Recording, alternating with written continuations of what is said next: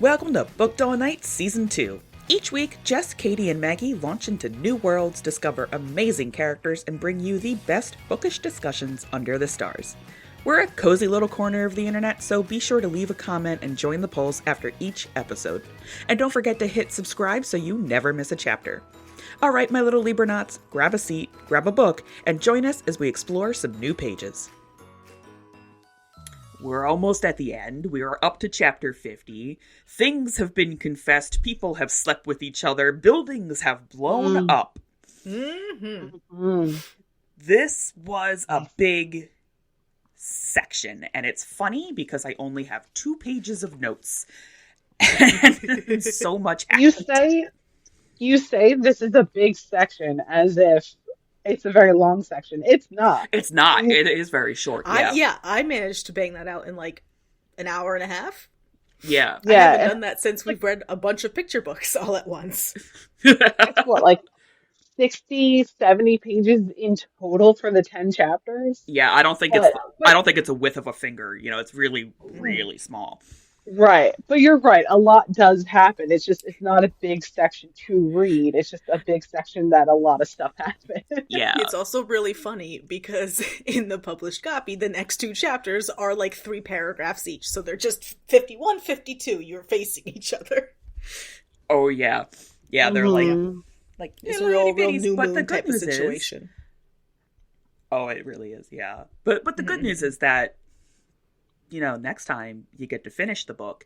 And I can't wait. Listen, I can't wait, okay? There are things I want to talk about. There are things I want to scream about, and I can't talk. Poor Rob has to listen to my voice memos and watch my videos each week when I send them to him. And I'm just like, this happened, and it's this, and I know this, and and then I can't do anything about it, and I just sit there screaming at my phone, and that's the video that I send to Rob. And it's been driving me nuts. So I'm very excited to be finishing this book so we can get into Rebel Witch, which is also exciting because I'm very excited to read that.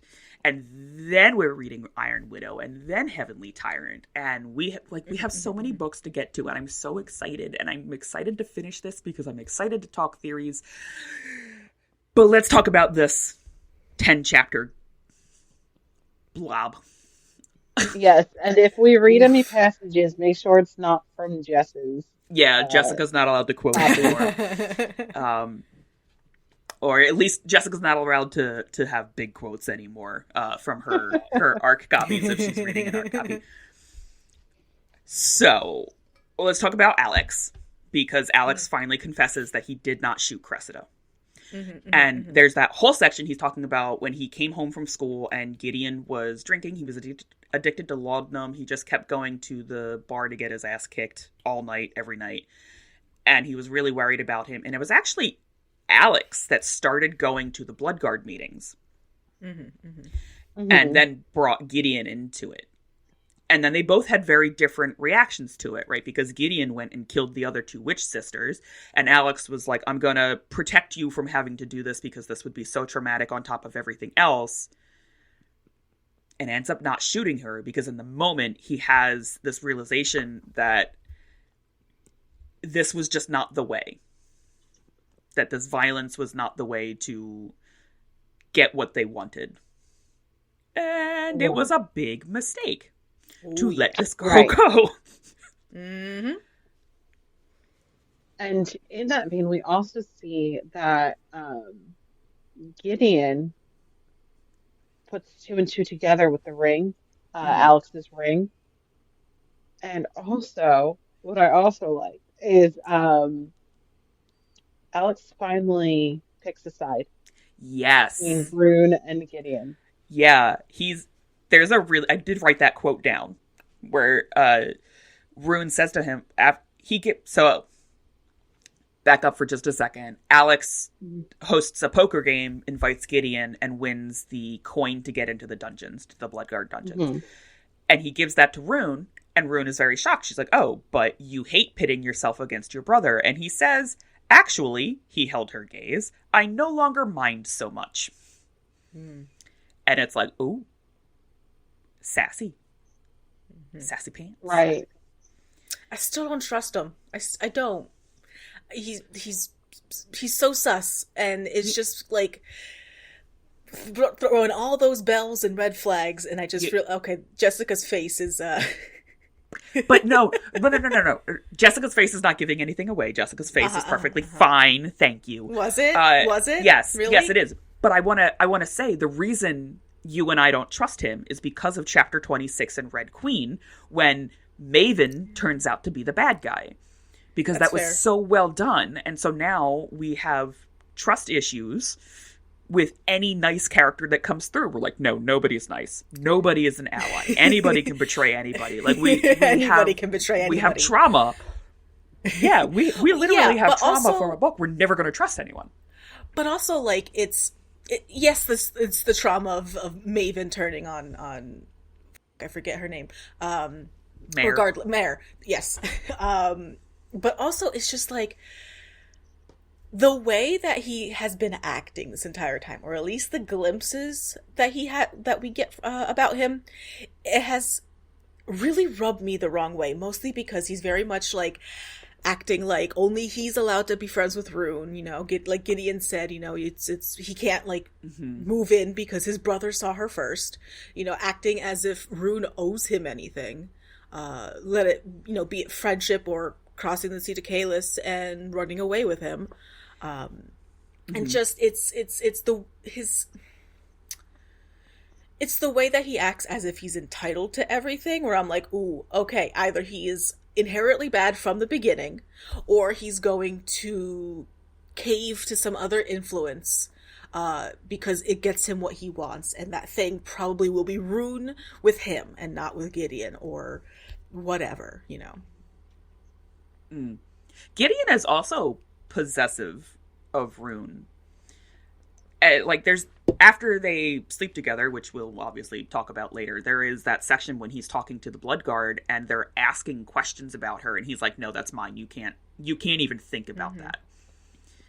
And it's weird that, well, not weird, but it's interesting that we don't have the same kind of off-putting feeling of Gideon having that entitlement and that possessive feeling where we do about Alex. And I think it's because we know that Alex is a friend, right? Like, Rune has already, I think, been very clear. She's like, you are friend.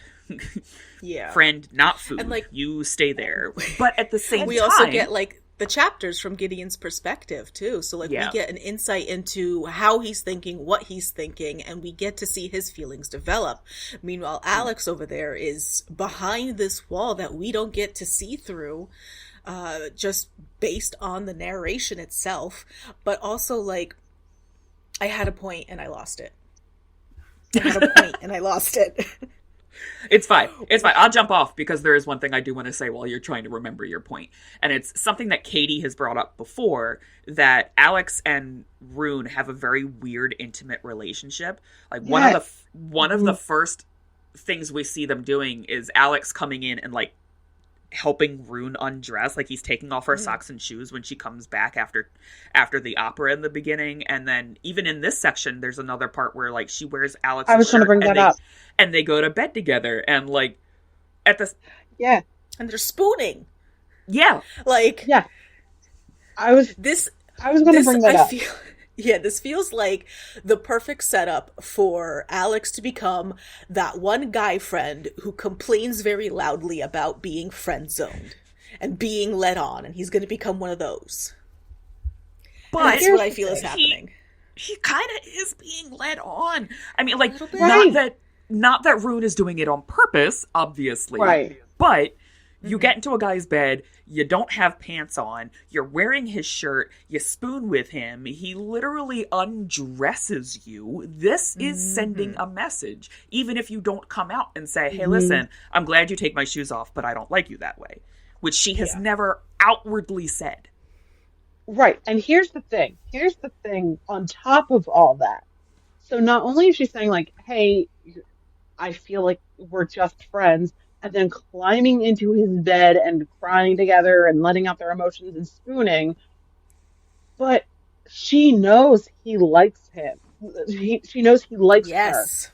because Gideon told her that.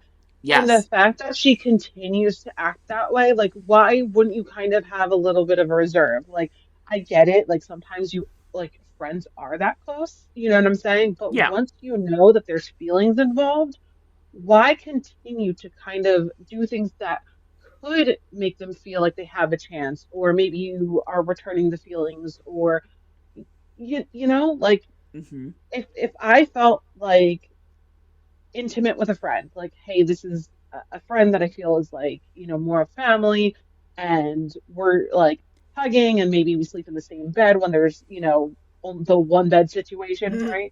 Um, but once I know feelings are involved, I'm gonna stop that shit. I'm gonna be like, this is gonna be very confusing to one of us, Yeah. and we can't have that happen. Yeah. On on that note, I feel like Rune is very irresponsible about her relationship Hmm. to Alex because she has mentioned on multiple times that she needs him.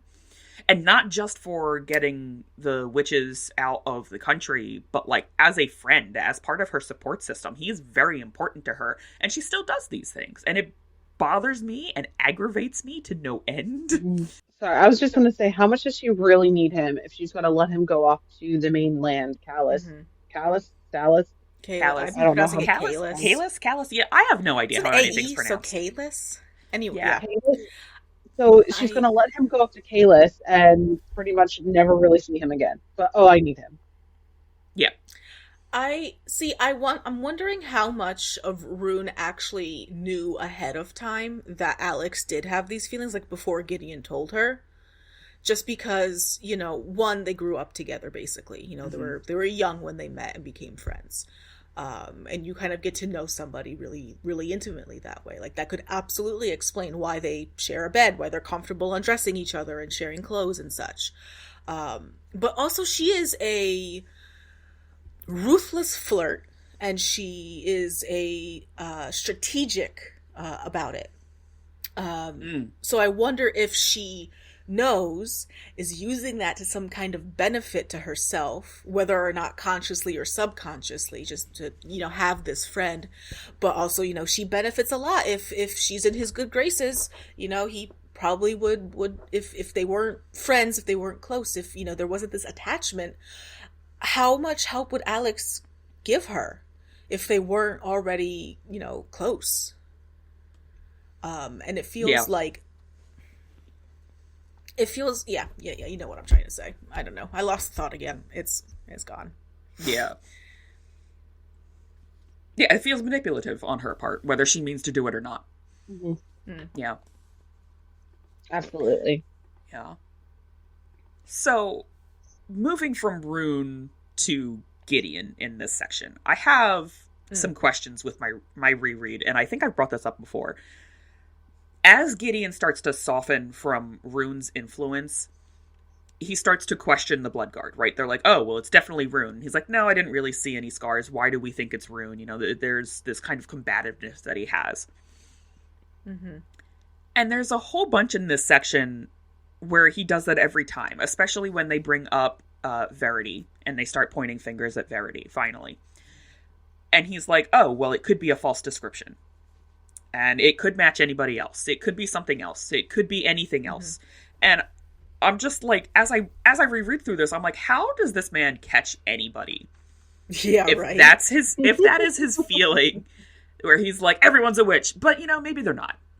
And I'm like, you're like the worst, man. Like, I do feel like at that point it's his judgment is being skewed because of his relationship to Rune, and that whatever tenuous connection he has with Verity, despite them her being very openly against him.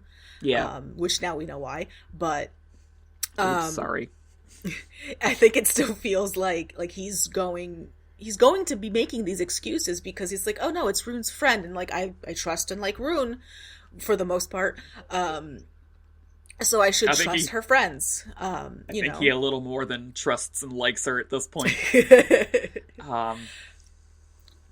He also has questions at the beginning of it when Harrow first brings it up, and she's like, oh, I think it's Rune Winters because there was a casting mark on one of her ships. And he was like, That could mean anything. You know, that could be somebody sneaking onto her ship. That could be one of the merchants doing that. Like, it doesn't necessarily mean that it's Rune. And, you know, from the beginning, he was already pushing against the idea that his brother, at the very least, was consorting with a witch, kind of thing. Mm-hmm. Which, I mean, like I said before, it just makes me wonder, like, how do you catch anybody if you just question whether or not that's true? Like, because his reputation is to be one of the best witch hunters and to be the most experienced. Right. And is that a title that he's going to get just by arresting everyone? Or is it because he's thorough and makes sure that, like, the witch that he has is an actual witch and he has proof, and it's not just a drawing of someone that it could or couldn't be? Mm-hmm. Do you think he's slept with all the witches that he arrests? Yes. No, I'm just kidding. But I do think, the first questioning, like, that he goes through, like, oh, it could be anyone on the boat, you know, it doesn't necessarily mean it's her. It feels like a valid, you know, concern. It's a valid sort of way of being thorough, making sure that they're not baselessly accusing someone, you know? Yeah. But then Harrow just keeps getting more and more insistent about Rune throughout the entire book, which we've talked about before. Like, her like, single-mindedness, like, no, Rune is definitely the Crimson Witch. And it feels like maybe he was, at some point, it went from him trying to be thorough to him trying to protect Rune. Even after having seen, you know, no casting scars. That it makes me feel like Harrow is going to dig in a little bit deeper, is going to fight back a lot harder, too, about that. Right. I absolutely agree, especially with the narrow-mindedness of Harrow with Rune. But also, like, I kind of, going back to the Gideon and his questioning, what if that person who has the, you know, oh, this is the person and describes them, what if they're under the influence of a witch? What if they're just blaming this person that isn't even a part of it? So I agree that Gideon should be questioning, and, well, this could be anyone. You know, like, just because if you think of any type of true crime cases, if you're not questioning, like, well, was this person the actual suspect, or did they just happen to be there at the wrong time? You know what I'm saying? Like, you got to question it. And I agree with the boat thing. It doesn't mean that Rune was the one doing it. Yeah. And it also doesn't mean that Verity is the culprit in this. Who knows? Like, until Gideon questions her or, you know, gets solid proof that it was her, you're not going to arrest the wrong person. Jessica, why are you hiding out of frame? I'm not hiding out of frame. You can't prove anything. All right, I'll take a screenshot right now. It's because I mentioned Gideon questioning Verity, and of course, we know who she is. I made a oopsie, and I'm sad. But I also believe that Harrow could also be Verity in disguise. Yeah, as I read through it, I am questioning who's actually there, because I see these descriptions of people getting, like, more sickly and more tired. And so I'm like, maybe this is an illusion that Verity was doing to cover up who she is. And I, like, as I go through, and there's also another line that got picked up that I sent to Rob this week that I can't talk about until next week. So I'm just gonna scream internally for a little bit. But yeah, like, there's a lot that I, even knowing what happens, that I'm like, well, now I suspect that that's not that person, and that's not that person either. And, like, I'm going a little crazy and paranoid, like, maybe it's actually her, or it's one of the other witches, or it's this, or it's that. And, like, I'm questioning things too, but I'm going the opposite way. I am not doing it in a healthy way. Do we ever do anything in a healthy way when it comes to books?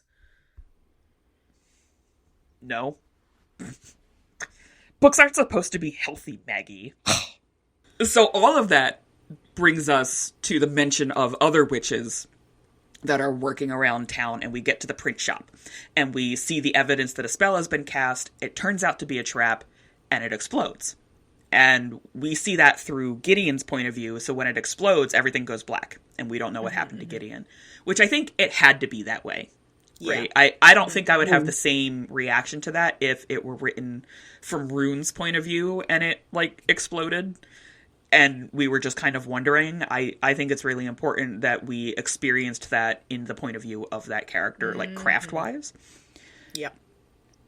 And in the print shop, Gideon smells Cressida's magic. And and then we see her casting signature again.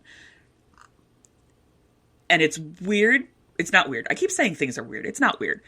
But he notes that her magic smells like flowers. It's very floral. Mm-hmm. And I like this call to trauma, that we don't get to choose what our brain decides to trigger us with after we have been through a traumatic event. So if you think of things that are floral, you know, it's perfumes, it's gardens, it's things that are usually associated with something happy and calming. And he smells this sweet scent and he's like, danger. Bright red flag. Gotta go. We gotta get out of here. This is a problem. Like, every hair on his body is completely raised. He's completely alert about what's going on around him. Mm-hmm. And then everything explodes.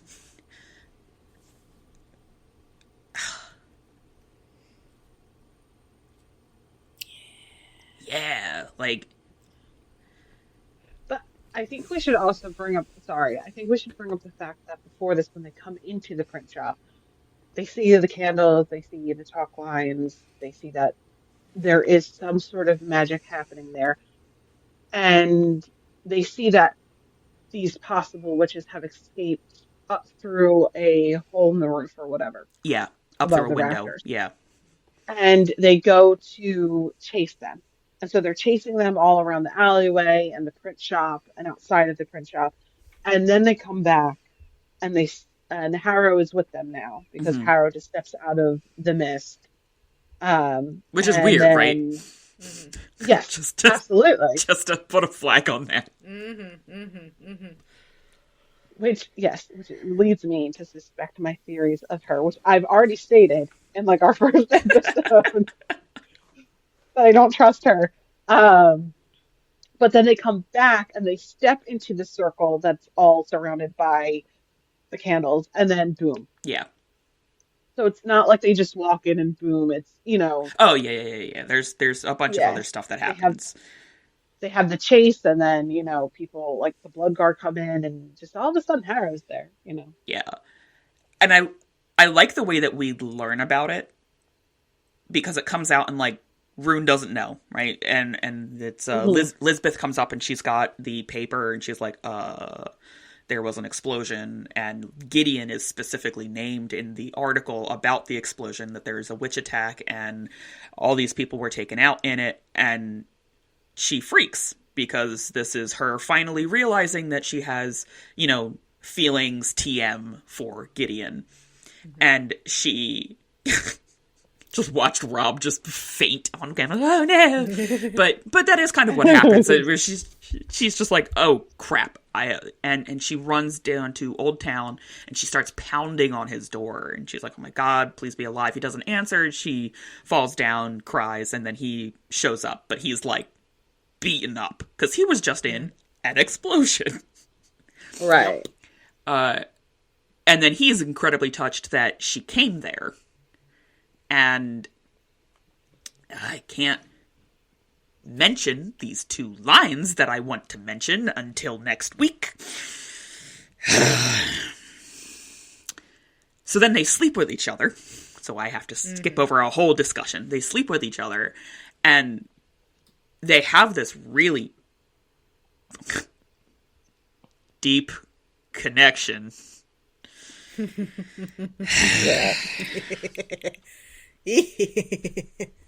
This is a very deep connection. This is wet and pulse all over again.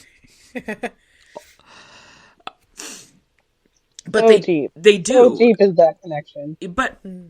But it is, joking and 13-year-old boy brain aside, we get to see that from both points of view, where they're both like, I feel connected, I feel completed, I feel like something has clicked, and we're here together, we're doing this. And then they both immediately start going through their problems with it, which usually revolve around Alex. Gideon especially is like, oh my god, I just slept with the girl that my brother is in love with, and Rune is like, I just slept with Alex's brother, and also he's a witch hunter, and I'm a witch, and oh no, this is a problem. And then Gideon steps in it.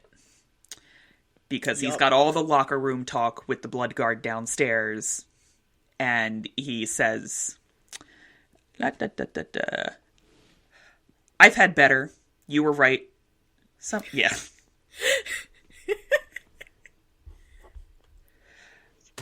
There's a line in here that it's like, he had a very nice face, and I was like, it's a face who prepares. I can't get the theater get out. But what he says downstairs to the rest of the Bloodguard is, I've had better, you were right, it was no chore, but I'm not about to repeat the endeavor anytime soon. She's a pretty face and nothing more. And Rune hears this, runs out. And then we switch to Rune's point of view, where she's like, gotta get on the horse, gotta go, I can't believe I was ever that stupid. And Gideon comes out, he's like, no, wait, I didn't mean it. And she responds with, you repulse me, and I never want to see you again.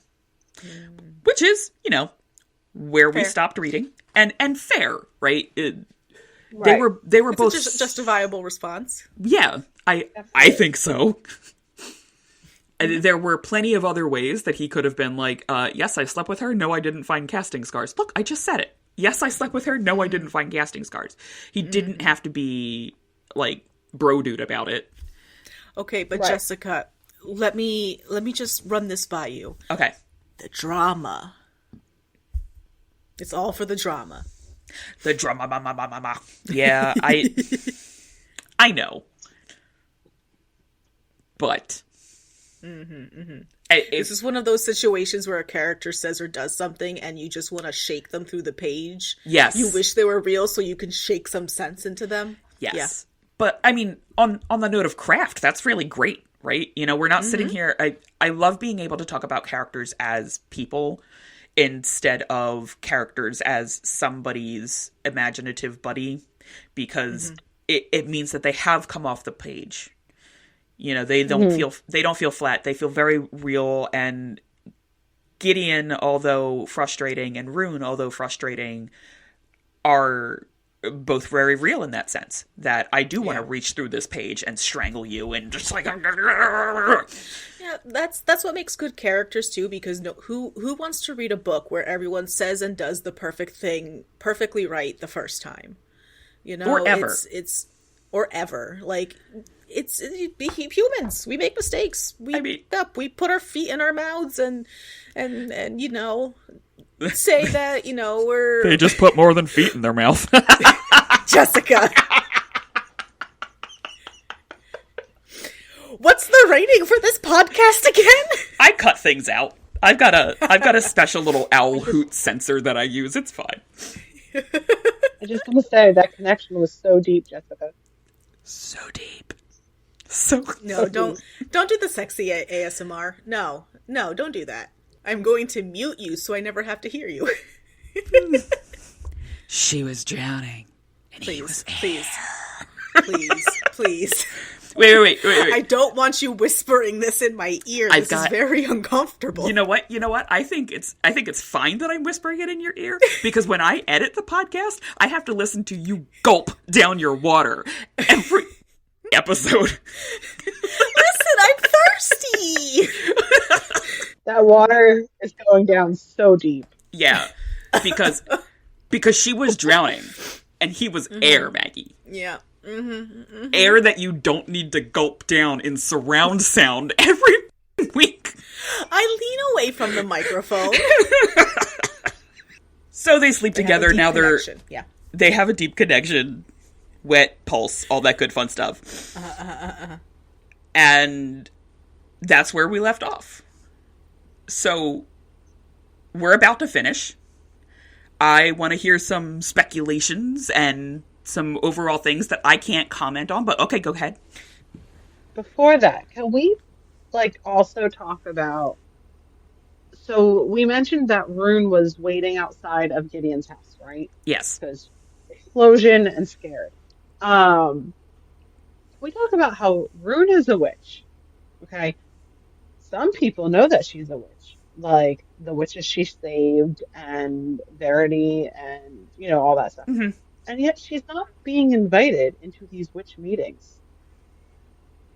Yes, because her reputation is that she turned her own grandmother in for being a witch. And she... that is true. Yeah, that she is has... true. Because that comes up with Seraphine, where she's about to... yes. Kill her at the purging, and Seraphine spits on her. She's like, "You're disgusting and I hate you." And Rune's like, "I'm going out of my mind trying to save you and I can't tell you, and this is insane." Mm-hmm. And on the note of Seraphine, as I remember now, a thing with Gideon was he wanted to see what Seraphine would help them with about Cressida. He was like, maybe we can go to her and she can help. And I was like, you have arrested her. Yeah, you stripped her naked in the rain. The other guards beat her, which you said. She's been in prison, and you've already brought her to a purging, and you think she's going to help you. Yeah. Right. Like what? That's... Yeah. Yeah. Yeah. I am eager to get pretty, to a scene. but he's not smart. Yeah, well, that's how that works. You can be pretty or you can be smart, but you cannot be both, right? You just pat them on the head like, "Oh, it's so good that you're pretty. You pretty, pretty boy." That's a wrap on this episode of Booked All Night. We'd love for you to be a part of the conversation, so don't forget to rate the show, drop a comment, and share your thoughts in the episode poll. And remember, subscribing means you'll never miss an episode or interview as we launch into more amazing stories together. Booked All Night is produced by Rob Cook and his cats. So when you share your favorite episode, be sure to tag us at Booked All Night Pod on Threads, Instagram, and Facebook, and say hi to our guy in the sound booth. For more information, like reading schedules and dates on our upcoming interviews, check out the link in the show notes. That's link.bio/bookedallnight. lnk.bio/bookedallnight for those of you who don't check the show notes. Until next time, my little Libernauts, this is Jessica Mary, Leigh, Magdalyn Ann, and producer Rob signing off and reminding you to stay booked all night.